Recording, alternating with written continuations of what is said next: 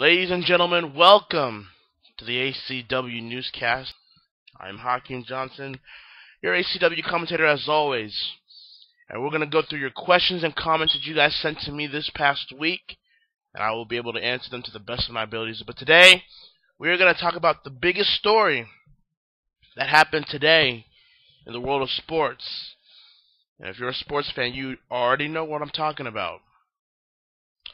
So, it was reported by SI.com, SportsIllustrated.com, during a interview that apparently LeBron James has reported to be signing back with the Cleveland Cavaliers. Now, I kind of hinted on Facebook what that necessarily means for the NBA and for the teams in general. Now, I think people expected me to, bash LeBron saying, oh, well, just because they didn't win the finals this year, LeBron feels the need to go back because he's too afraid that he won't be able to win another ring or something like that. And honestly, that is actually the opposite of what I think. I think that LeBron James is the smartest man alive for making that decision today. Think about it this way, folks. Think about it this way. LeBron James was with the Cleveland Cavaliers for a good 7 years. LeBron James knew at that time that he was not going to win a ring, any championship ring, anytime soon with that Cleveland Cavaliers team that he was a part of in his first 7 years. So he did what any businessman would have done. And make no mistake about it, folks. Do not kid yourselves. The NBA, just like any sport here in North America, is a business. The NBA is definitely a business,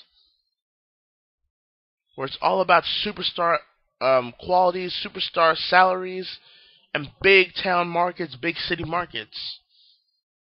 The NBA thrives on making money. It was what it was with Jordan, it's what it was with Kobe, and now it is with LeBron. So LeBron James, being smart enough to understand that he wanted a ring, but knew he wasn't going to win in Cleveland anytime soon, he signed up with the Miami Heat. And in the 4 years that he was there for Miami, he won two NBA Finals trophies. Now, you may have your opinion about LeBron James and his decision, but honestly, really think about it. Really think about it. LeBron James played chess with the NBA, Cleveland, and Miami, and the fans really, for 5 years. For 5 years.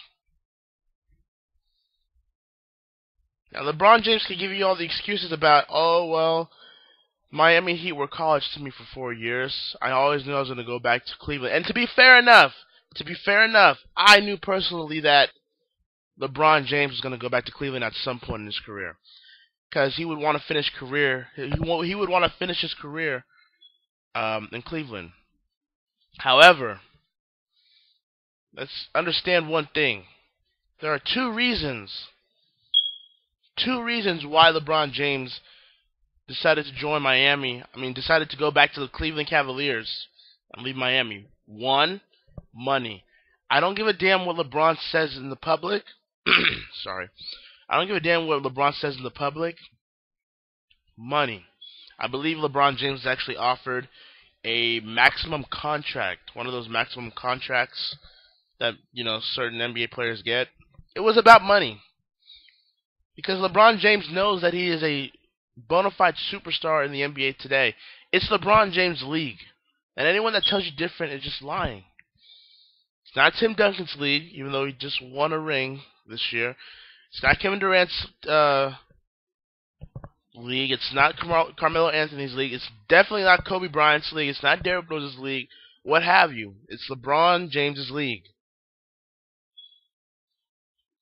But let's not get it twisted. LeBron James only went. Well, one of the reasons why we went back was because of money. Plain and simple.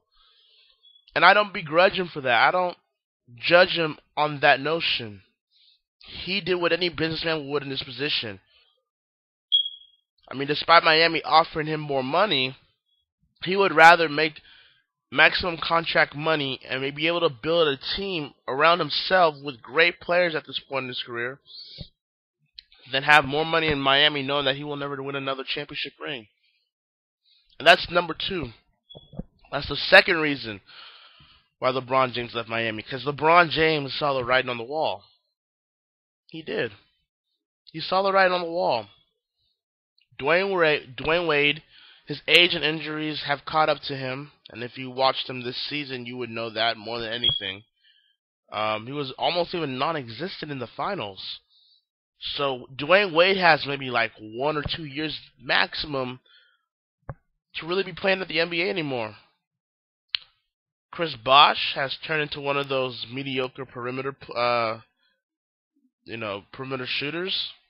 When Bosh was more of that big guy that would help with the rebound, make layups here and there, make close range shots. Now Chris Bosh is trying to shoot threes and put up these mediocre points.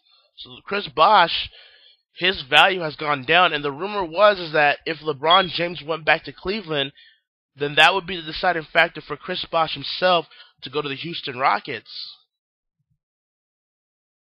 So, and it might possibly happen more than ever now because, now you heard the reports that Jeremy Lin has been traded from the Houston Rockets over to the Los Angeles Lakers.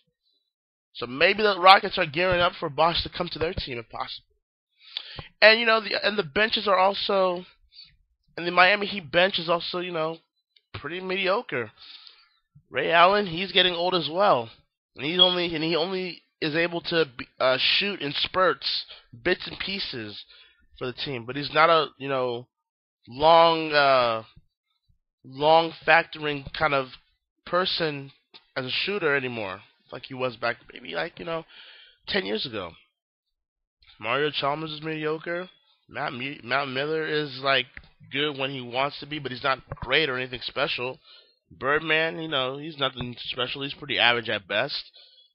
Their bench is kind of pretty weak, and LeBron saw that. Let's not be naive here. LeBron saw the writing on the wall. LeBron thought about it, sat down and thought, well, we had a great run in 4 years, and we won. Of those 4 years, we won 2 NBA Finals. We had a great run, but I know that we're not going to be a championship caliber team by next season or the season after that. So, although I might get more money in Miami, I'd rather go to Cleveland. I might as well go back home and try to build my legacy, try to build my career and my legacy with guys like Kyrie Irving and Andrew Wiggins, who was just drafted to the Cleveland Cavaliers as well. And even there's a rumor also of Kevin Love, deciding where LeBron was going to go and if that was going to be the deciding factor of him coming to Cleveland as well. A lot of things are going on right now. LeBron thought, he's made his money. He's finally won a ring, 2 rings at that. He's won his MVP finals rings. He's already understood. He's already established himself and made it understandable that he's the man right now. The NBA revolves around him, whether people like it or not. And I'm not even the biggest LeBron James fan, really. I didn't get the really big hype about LeBron James when he first started in the NBA. But as I've watched him over the years, how can I possibly hate him? He is a great physical specimen. When he's on, LeBron James is like one of the greatest players of all time, and that is a fact. When LeBron James actually puts on his game face, he's a dangerous individual. He'll shoot threes. He'll run up to the baseline and just go for an alley-oop or a layup. He'll dunk on you if he wants to. He's a physical, intimidating force, and he could excel at any sport if he wanted to, because that's how physically gifted of an athlete LeBron James is. So, that was the big story coming from the sports world today. Now, I heard the news from ESPN. Imagine that. ESPN not passing up an opportunity to slob on LeBron's knob for another week. And you know that now LeBron James has went back to Cleveland, that you're not going to hear the end of it for ESPN, so just a little fair warning there. But, all in all, LeBron James made the smartest move for his career. He made the smartest move in terms of what he wants to establish his legacy and how he can maximize his playing abilities with other people. And again, like I said, I'm not the biggest LeBron fan, but I have to congratulate and admire the power move that LeBron James did, and how for 5 years he pretty much played all of us. He pretty much, for the fact, played all of us and played chess and called checkmate here today with that decision. So, LeBron James, it's very admirable for him to make the decision, and I'm sure it's going to be a bit awkward. I'm sure when the next season rolls around and LeBron James dons the Cleveland jersey, it's gonna be one of those moments in NBA history. And I know I might be overstating it, maybe even over-exaggerating it, but really think about it. Just think about the history behind all that leading to today. For LeBron James, King James, to don the Cleveland Cavaliers jersey for next season in his first game back in Cleveland, it's going to be a special moment for many reasons, and ultimately LeBron James knew what he was going to do. LeBron James knew the end game. And although people might say it was obvious, it wasn't that obvious. I don't think it was as obvious as people are saying it was. I really don't think so. But congratulations to LeBron James for going back home with the Cleveland Cavaliers and trying to establish his legacy even further. And if you read, kind of bits and pieces of the SportsIllustrated.com interview that he gave to them that revealed that he was going back home, I think LeBron James understands that what he did with the decision back in 2010 really was, I don't want to say disrespectful, because I really, in ways, I don't like how the Cleveland fans responded to that whole decision thing. I thought they were way out of line, and I think they made themselves look like complete idiots in the process. Yeah. LeBron goes to Miami, so you do the good thing and burn your jerseys and you burn your posters and you burn every LeBron James memorabilia that you have, even though you should have known in the back of your head that LeBron James was going to probably come back to Cleveland and finish his career there, and you could have sold that as a limited time offer on eBay or Amazon.com. That's just me, but I'm not from Cleveland, because Cleveland sucks. But have you been to Cleveland? It's just ugh. Talk about boring, dull, and just dreary, and just the drizzling S's. Anyways, but I think LeBron James understood that with the decision in 2010, that he kind of he screwed over the Cleveland fans, and he screwed over Cleveland in general. And I think you can tell that LeBron now has matured. LeBron James has now matured and has grown a little bit wiser in terms of his decision making and how he wants to present himself in front of the public. And it's very in a way, although some might have saw it coming eventually, it's still surreal that LeBron James is coming back to Cleveland. LeBron James is clearly the winner of this whole ordeal that he went through, and in ways the NBA is a winner as well, because again, this just means more revenue and more money, and the NBA loves them some money. Also, I guess it's also a win for the teams as well, because now you have a competitive LeBron James going back to Cleveland, a growing Cleveland that can really pose as a threat, to other teams. Will LeBron win another ring? I'm sure he will. Who knows, however? No. I do have to take issue with some of the Miami Heat fans that are now, talking all this crap about LeBron James, acting like LeBron James didn't win you guys 2 NBA Finals trophies. Shut the hell up. Typical Miami Heat fans, typical Miami sports fans in general. Miami has to be one of the worst sports cities in the entire world. And I'm just really being quite honest with you, because Miami to me has always been one of those cities where they never cared about sports, but if one of their teams really did well in the season, that's when they're going to show up out of nowhere, acting as if they were behind their team that whole time, when they're just bandwagon teams that do nothing but mindlessly cheer. And that's exactly what it was with the Heat for those 4 years. So it's like, it's like whether it's like the Marlins or the Dolphins or the Heat, it just goes to show you that Miami sports fans are just fickle-minded, simple-minded as well, and they really don't understand where LeBron James is coming from with this whole ordeal.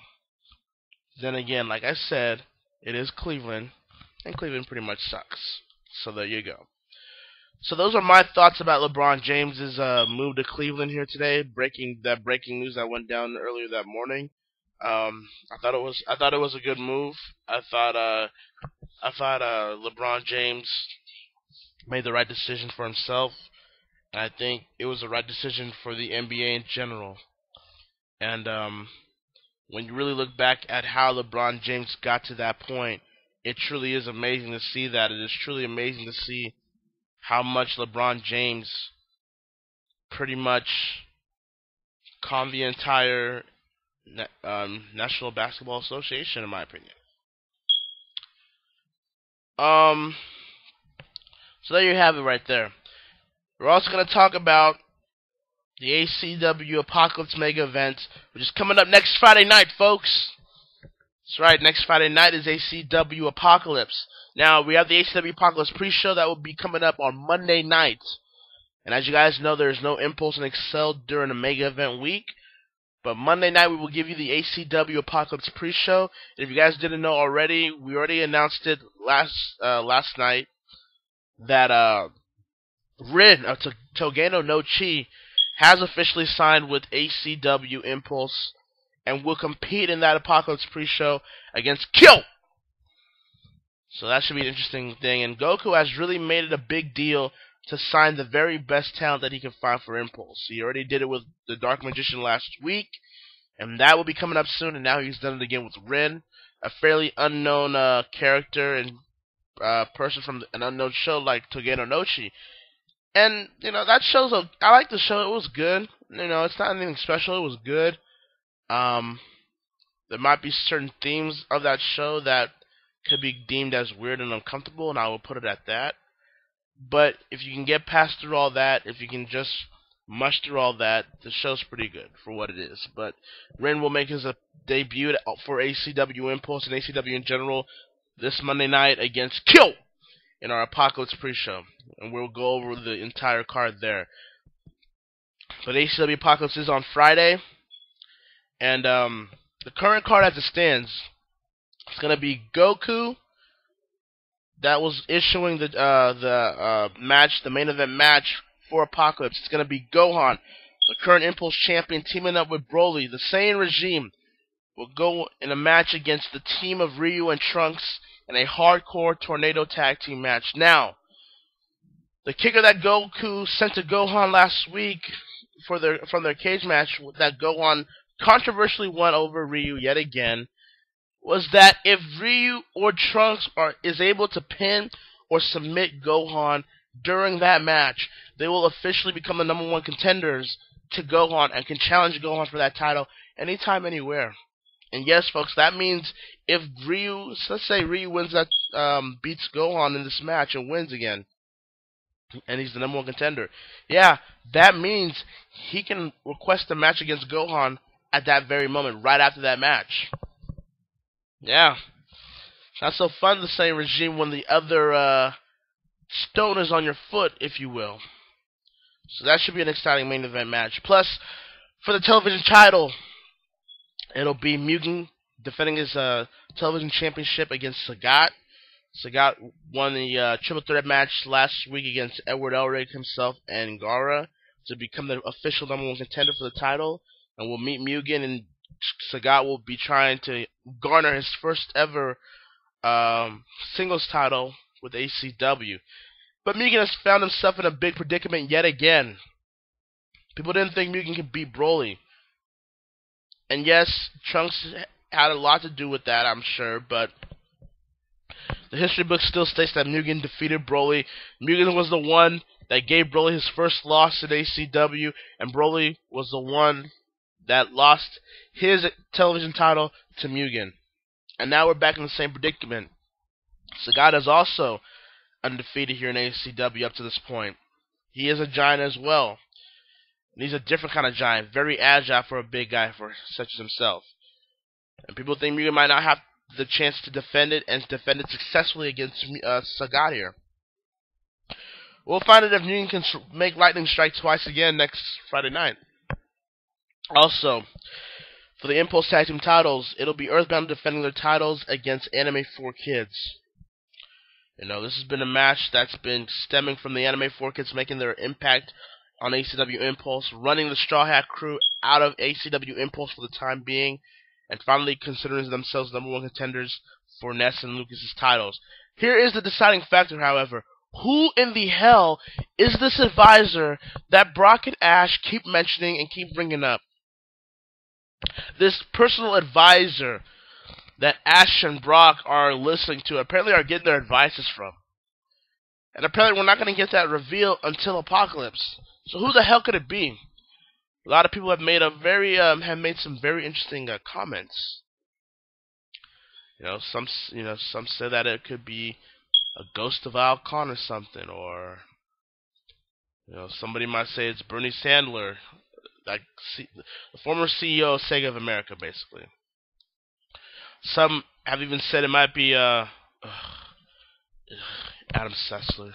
Please let it not be him. Please let it not be him. So there's a lot of suggestions as to who is the advisor for Ash and Brock, and we'll find out next Friday night, apparently. Also, just added to ACW Apocalypse, stemming from last night's ending from Impulse, it's going to be Gara going one-on-one against Edward Elric in a hardcore match. And that's going to be very, very physically brutal and bloody, because these two have gone at it for quite some time. And Edward Elric felt that he should have been the #1 contender for Mugen's television title, and took it out on Gar, who was also in that triple threat match 2 weeks ago. And also, Edward Elric has not forgotten that it was Gar that defeated Edward Elric at Victory in 2011. And Edward Elric has not forgotten that at all, and will look to gain back his revenge from that loss. But can he do it? Or will Gar put Edward Elric down once again? Also, Cruiserweight title on the line. Dennis will get a title shot against Joe Higashi. Now, whether you may like him or hate him, it cannot be denied that at this point in time right now, Joe Higashi is the Cruiserweight division. Ever since winning that title, Joe Higashi has provided some great quality wrestling matches and great quality skills that any person would wish to have. He beat Ryoma Edgerton twice, the former Cruiserweight champion, to be able to make sure Ryoma doesn't get a title shot as long as he's the champion. Well, now it's Dennis's turn, and Dennis has stated that he wants to bring fun and excitement back to the Cruiserweight division. But we're going to see if those words will even matter at this point, because he's dealing with an entirely different beast than Joe Higashi. Yes, Dennis beat Joe Higashi in a non-title match a couple weeks ago at Impulse to get this opportunity, but it still stands that, Joe Higashi is nothing to be messed with. Well, we're going to find out, however, if Dennis can beat him. We're going to find out coming up at Apocalypse. We'll find out. And also added to the ACW Apocalypse card, it will be the Beybladers, Tyson Granger, and Kai Watari teaming up to face the team of Kankuro and Choji Akamichi.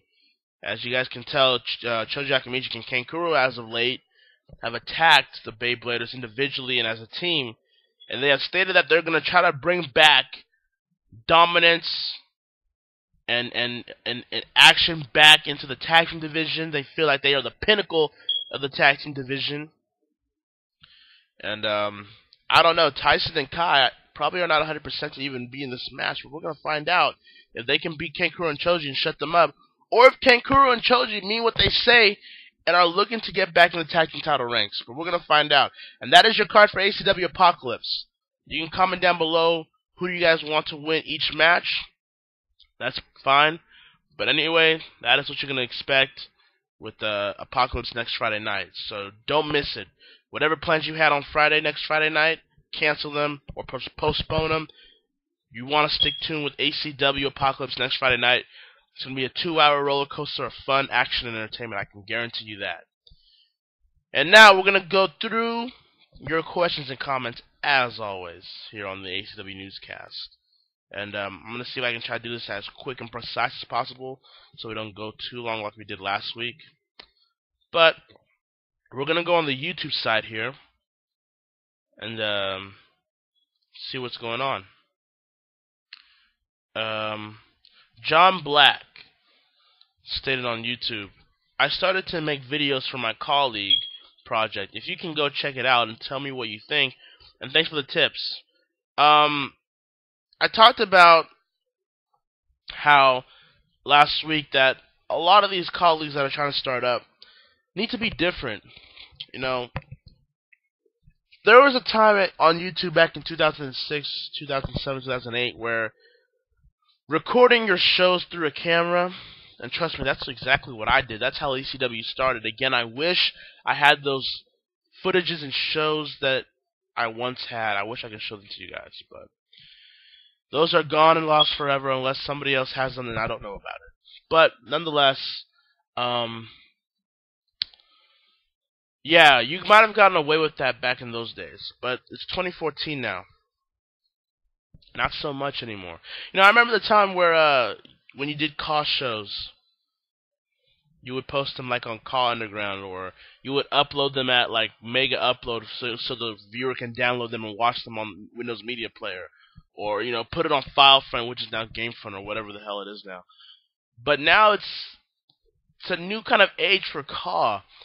Now you're seeing mega events uploaded on YouTube now that YouTube has been a little bit lenient with their copyright policies, and you're also seeing colleagues implement Facebook and Twitter and Instagram to really sell their identity, to really promote their league, and it took me a long while to really have ACW be a part of that whole social media thing until I realized, well, this is the new age. I gotta really get with the times. So that's how the Facebook page started. That's how the Wikia page started.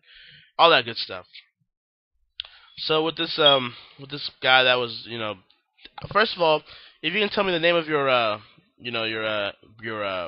colleague, I'll definitely give it a look, because I'm all for making Call a better place. I am all for Call really, stepping up their standards in terms of what they want for their viewers and for themselves.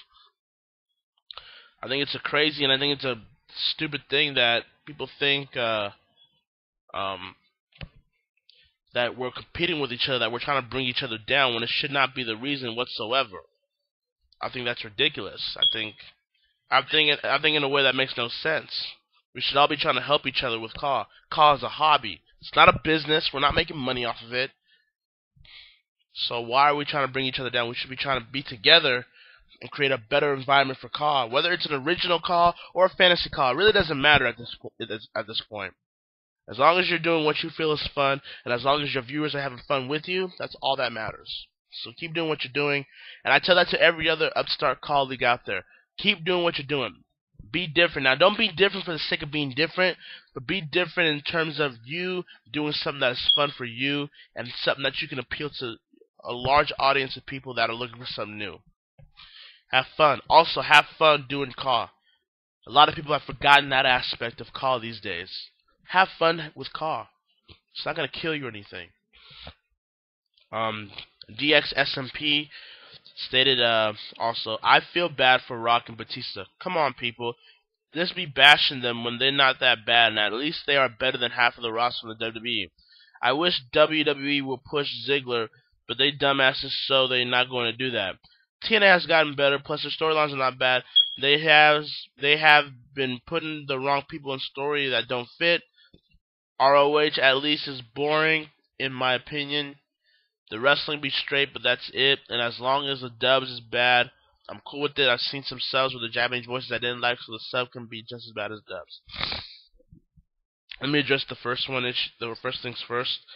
I talked about how Chris Jericho returned these past 2 weeks, and how people are seemingly okay with a part-timer like Jericho to come back, but when it's The Rock or when it's Batista, it's not okay.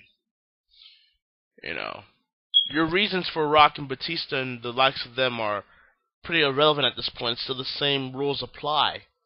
You know, especially in Batista's case, putting over a lot of people before he left, putting over the Shield, putting over Daniel Bryan, and then he leaves to go promote his movie. Batista did a pretty neat job in terms of what he had to do for his WWE run so far. And yet people are bashing him because he's not the stereotypical ROH type of superstar that does flips and kicks. No psychology, no selling, just straight wrestling, doing 30 to 40 minute wrestling matches when you can just do a wrestling match for 15 to 20 minutes and still get your point across. And I'm not saying Jericho is that stereotype, because Jericho is obviously way better than that, but it's a little bit hypocritical of the certain portion of the IWC to really praise Jericho here, but won't give the same praise to Batista, who's really put over some of these talents before he left. That's, in a way, yes, that is a bit hypocritical. You know, it's hypocritical for anyone to really to put Jericho on a grand high pedestal, but The Rock and Batista can't even really get the same thing. And I'm not even really a fan. I'm not even really a fan of The Rock as much as I used to as a kid, because now I think he's overrated in certain aspects. And Batista's fine for what he was, but even I gotta say, you know, at least they came back, and they didn't have to come back, but at least they came back to try to help the business and put over the business before they left again. But they can't get the same recognition as Chris Jericho does. There's a lot of double standards and hypocrisy BS coming from a lot of people. You know, I mean, it is what it is. I mean, I don't know how much I can state it. As far as TNA goes, I do agree that TNA has gotten a lot better since they've gotten a lot better this year. Especially during this early portion of this year, where TNA was pretty much god-awful, with the Magnus and Eric Young title reigns, which Magnus' title reign was god-awful. I'm not even going to really defend that. Eric Young's was a bit better, but the ratings just weren't there, and I'm not even a ratings guy like that, because I think it's stupid, but it is what it was with that. And Eric Young, although he really worked hard and probably deserved being the world champion, just wasn't a guy you can believe as a world champion. So, with Lashley, now the world champion, I can buy it. This guy is a guy that destroys people. And he's a heel, and he's winning matches cleanly. That's also a rarity today for wrestling, because everyone's got to be a chicken shit heel. Or it's got to be a cowardly heel. They can't even have any edge with them anymore. A guy like Lashley has that. He's beating people clean in convincing fashion. I mean, I would assume that's what you would want in a heel champion. So yeah, TNA's gotten really better since Slammiversary, in my opinion. There are still a few issues with TNA, and there are just really just some god-awful things going on with TNA still, but it's gotten really better. And I'm a wrestling fan first, so I'm not loyal to any promotion or brand of wrestling. I'm just a wrestling fan in general. So the WWE's crap, I'm going to call them out on it. If TNA's crap, I'm going to call them out on it. If ROH's crap, I'm going to call them out on it. That's just the way I see things. And I'm just going to leave it at that. As far as ROH is getting a little bit of too with AJ Styles and bad influence of the Briscoes, and now Michael Elgin as the Raw World Champion. It's really doing a lot of things right now that could be seen as really great. But still with the ROH, it's still about more of the in-ring than the storytelling. And I like in-ring wrestling. Don't get me wrong; it's always an important part of wrestling, obviously. But just as much as important, if not more, is the storytelling and how you build up to the match and how the match builds up to the certain points where you reach the climax of the finish. It's the psychology, not just in the ring, but with the crowd. And if you think about it, if you think about the days of the Attitude Era, if you think about the days of the Hogan Era, if you think about the days of the Territory Era, with the likes of WCCW in the South, or in Georgia with WCW/NWA, AWA up north, they really implemented on a lot of things. Memphis Wrestling, Mid-Atlantic, Florida Championship Wrestling, a lot of those stuff, implemented a lot of selling and psychology and knowledge of what moves you do to get to a certain point. So I'm kind of always mixed with ROH in a way. As for the dub and subbing that you mentioned, I did mention that also last week.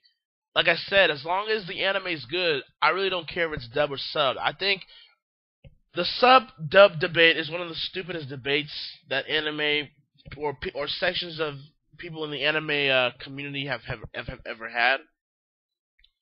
Because you've got these America people that always want to say that the dub is better because it's in English and you can actually understand it and it's more appealing to an entire audience, which you could really debate that. It's not a really big fact. But then you got also weeaboos, and you got people that take anime too seriously, that say that Japanese subs are way better because it's in Japanese, it has better voice acting, and it's just because it's Japan. That's really why, honestly. But both sides, I think, are stupid. I think honestly, if you watch an anime and if it's an English dub or an English sub or just a raw Japanese sub, it doesn't matter. As long as it's appealing to you, as long as it's a great show to you, it should not matter whatsoever. I would think not. I would think it wouldn't matter anything at all. Like, take for example, one of my favorite animes of all time would be Tenchi Muyo. You can pick one, the OVA or the original Tenchi Muyo series. I don't know about Tenchi in Tokyo though. I don't know about that. That might have been the weakest one out of the Tenchi Universe series, but nonetheless, Tenchi Muyo is one of my favorite animes of all time. And it was in English. I liked the English version better than the Japanese version. That's my opinion whatsoever. That's my opinion. I like the English version better. But then you got a show like The Prince of Tennis, which is also one of my favorite animes of all time now. The Prince of Tennis, and I watched the English sub of that. The English sub is way better than the English dub, because the voice acting for the English dub sucked monkey balls. Especially in the terms of Tezuka and Fuji, and especially Ryoma. They just all sucked. The Japanese one was more intense, and it was more genuine, it was more real. So, the dub and sub debate is stupid. Just, if you get involved with that kind of thing, just try to ignore it. It's just stupid. Alright, and we're going to go on Facebook and answer these final questions on Facebook and try to wrap up this newscast pretty quickly. Gary Connell Jr., always loyal fan of ACW, which I do thank you for being. He asks, first question, old news again, but what are your thoughts about the whole Capcom getting sold? Personally, I think they had it coming for a long time for not listening to their fans. I definitely agree. Capcom should have saw the forest from the trees, if you will. The fact that Nintendo was doing a better job with Mega Man this year than Capcom has done with Mega Man for the entire decade and a half says a lot about why Capcom is pretty much being sold out. Who do I think is going to buy it, though? It might just go to an independent company. I mean, everyone's really betting on the lottery that it's going to be Nintendo. And into some aspects, I think it might be as well. It might just go to an independent company, to be honest with you. All I know is that if it does go to Nintendo, I want a Mega Man U for the Wii U. And I want a lot of Mega Man games for Nintendo moving forward. I'm just going to put it at that. Second question: what are your thoughts about the Shield, and are you planning to make a Shield-like stable soon for ACW? In terms of your second question, we kind of already have a Shield stable, I guess. I mean, maybe the same regime was a bit different. Maybe the same regime would be more of a NWO-ish stable, and Gamma would be more of a the Radicals. You know, back in the early 2000s in the WWF, that would be what Gamma is. But a Shield-like stable, well, I can't spoil anything because that might lead into next season. Next year's ACW shows, but I won't spoil anything. But never count it out as a possibility. And as for my thoughts on the Shield, I thought the Shield was, up until that time, I love the Shield. I like the Shield. It was funny too. I went to a live Raw show where they were having at my city in Sacramento, and I was getting a drink, or we was getting a drink after coming from the bathroom, and as I was starting to go back up to the stairs to go back to my seat, I looked back and I saw the Shield coming from the backstage, about to head away through the crowd. So I saw Roman Reigns, and I saw Roman Reigns actually a little bit backstage, and I gave him like the black man head nod. You know how when two black people like walk towards each other, and give themselves like the "What's up, man?" Like they don't even know each other, but they just give them the little head nod, "What's up, man?" The unity kind of thing. I did that with Roman Reigns, and Roman Reigns did the same thing back. That was fucking awesome. That was awesome to really just be a part of. I don't care how minuscule it was. But I love the Shield. I thought it was the best stable that the WWE had since Evolution. And if you really think about it, that's got to be an undeniable fact. But yeah, I like the Shield. I didn't like how they broke up because I thought it was just a knee-jerk reaction to low ratings, and I think they really haven't thought of how they're going to treat Seth Rollins now that he's Mr. Money in the Bank, and Roman Reigns, who's just really floating until they get to WrestleMania 31, where he wins, hopefully, the WWE World Heavyweight Championship, and Ambrose is just kind of floating there, like I said he would. Of course he's going to be the third wheel. Rollins just turned heel, and Reigns is going to be the top guy in the future. Ambrose, of course, is going to get the shaft. So there you have it. Third and last question from Gary Connell Jr. What is your most hated female anime character?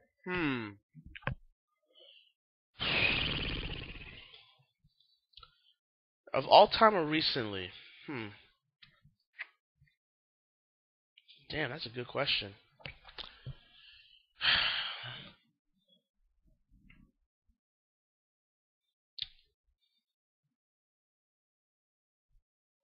If we're gonna go with all time, and this might change overall if I'm asked this question again, but if we're gonna go in terms of all time,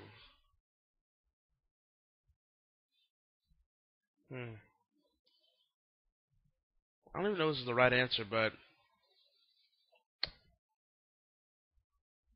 I think I'm gonna go. Yeah, I think I'm gonna go with Princess Ayaka from Tenchi Muyo. Because I really didn't like her when I was a kid. I thought her voice was fucking annoying. I thought Ryoko was obviously the one for Tenchi. I was one of those people. So, but her, Princess Ayaka trying to interfere with that, I thought, not interested with that. I just was not a fan of Princess Ayaka back in those days. Now that opinion might change if you ask me that question again, but right now, in terms of my thoughts, that's got to be Princess Ayaka. But if you're talking about recently, Sakura. And I'm not doing that to join the hate bandwagon or anything. I just really don't find Sakura that interesting. I think she's pretty much useless in what she does. Yeah, I know she's a medic, and I know she kind of has helped Naruto in certain situations, but the fact remains she's still useless. She's a plot device for Sasuke. That's pretty much her role if you think about it. I mean, really think about it. If you want to see a Sasuke storyline kind of propelled in advance, you bring in Sakura to advance that storyline to get to where you want to get to. That's how I see Sakura. Just a plot device, a weak main character protagonist that is ultimately a plot device for Sasuke. Sorry, that's how I think it. That's how I think she is. That's my opinion. I think that's. I think that's not really. Honestly, I think that's not too far off of where I'm coming from. If you really think about it, she's really just a plot device for Sasuke storylines. Joshua Howell asked me, "Have you gotten the chance to check out the GWAE Fed on the SCAW forums zone?" I got a glimpse of it. It's fairly interesting. I like what you guys are doing. I will state, however, I'm not an EFED guy. And when I say that, I'm not saying that I hate EFEDs. I think EFEDs have a place, and I think EFEDs have evolved, and I really think simulators like Extreme Wrestling Revenge, EWR back in the days, really propelled the EFED community to really do a lot of good things. So I've always appreciated EFED for their originality and creativity. But in terms of me actually participating in one, I'm not an EFED guy. That, and I wouldn't have the time. I just wouldn't have the consistent time to be a part of an EFED where that's going to affect storylines and what have you. It just wouldn't be something for me. Is Naruto ever coming back? Again, I can't give you guys any spoilers. What I will say though with Naruto though is never say never. Sorry, Joshua. That's the best answer I can give you. I can't give you any spoilers. I mean, that's something you're going to have to wait when that time comes. What are your thoughts on people blaming events like the Sandy Hook Massacre in video games? I thought it was stupid back then, and I think it's stupid back now. When you had Josh Thompson, or whatever the hell that guy's name was, that would always blame video games with the violence that was going on in today's society. Violence is as much of an American pastime as baseball. Let's get that clear here. So, I don't see where the correlation is with video game and violence. Hell, I used to play GTA. Does that mean I'm going to rob a car? I played Call of Duty. Does that mean I'm going to buy some nukes and start blowing up malls? I played Mario Kart before. Does that mean I'm going to leave a banana peel for someone to slip through? Which would be kind of awesome in a way, to be honest with you. But yeah, I think it's stupid, and it's funny, the gamers and the gaming industry that tried to fight back the likes of those kind of people that said video games are violent are now the same people allowing and enabling these special interest groups to come into this gaming community and change it and ruin it for everybody. Honestly. And whether that's people within the LGBT community, and I have nothing against them, but they're a part of it too. That community, or the African American community, or the white community, the radical feminist movement that's coming on gaming now. So that's, yeah. But those type of interest groups are now coming in to gaming and are trying to change the way gaming was. You know, gaming used to be about fun, but now people are trying to make it their own thing. These are people that don't even give a crap about gaming, but want to come in and change what gaming is. That is what I find offensive. If anything else, that's what I find truly offensive of all this.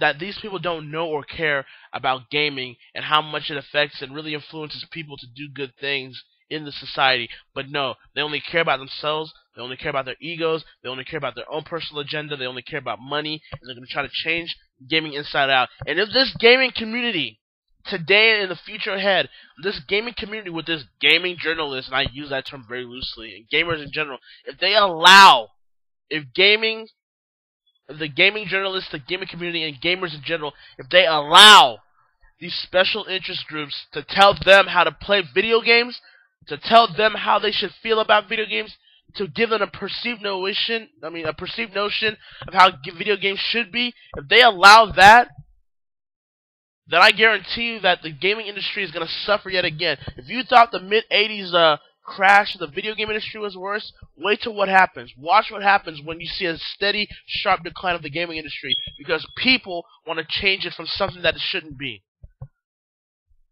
I can get into another rant here, but I won't. I'll cut it off because we're kind of running out of time here. Quincy Brown said, if you have guest stars on Excel and Impulse, stars like Denzel Washington, Usher, Cole Grace Moretz, Chris Evans, and Justin Timberlake. Funny you mentioned that. I was going to do something like that for Animania 2, where I was going to have created call celebrities and superstars, like be in the ring watching Animania 2. but I just didn't have the time to do that. I actually might do that for Animania 3, so keep in mind. And also, yes, we did have certain guest appearances. We've had the likes of John Cena, Adam Sessler, Morgan Webb.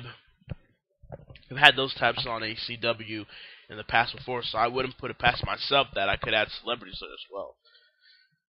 And which summer movie do you like to share? The live-action Ninja Turtles movie, If I Stay with Chloe Grace Moretz from Carrie, Marvel's Guardian of the Galaxy, Hercules, or Transformers 4?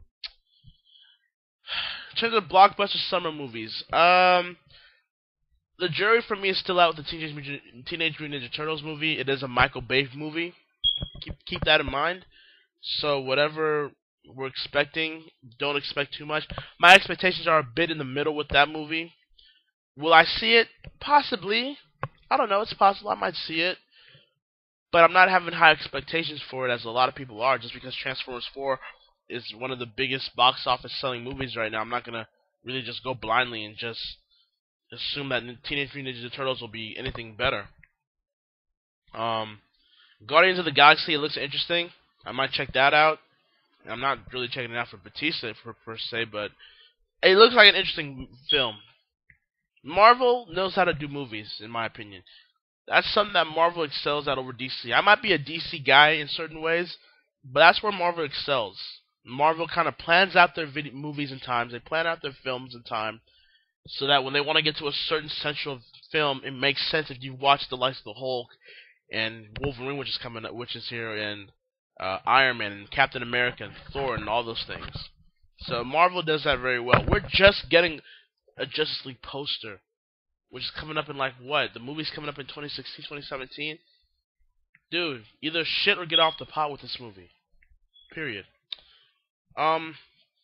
Hercules, also looking interesting. The Rock, again, I'm not a big fan of The Rock nowadays because I think he's now overrated as to terms of what I thought when I was a kid.